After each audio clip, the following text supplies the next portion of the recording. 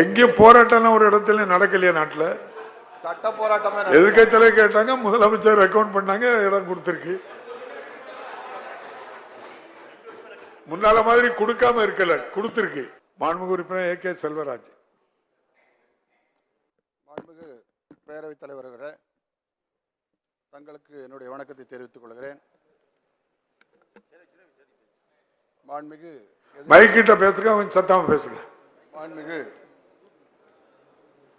முன்னாள் முதலமைச்சர் எதிர்க்கட்சி தலைவர் அண்ணன் எடப்பாடியார் அவர்களை வணங்குகிறேன்.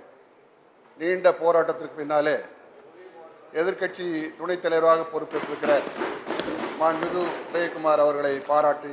எங்கேயும் போராட்டம் ஒரு இடத்துல நடக்கலையா நாட்டுல? சட்ட போராட்டமே எதிர்க்கட்சியில கேட்டாங்க, முதலமைச்சர் அக்கவுண்ட் பண்ணாங்க, இடம் கொடுத்திருக்கு. முன்னால மாதிரி கொடுக்காம இருக்கல, கொடுத்திருக்கு.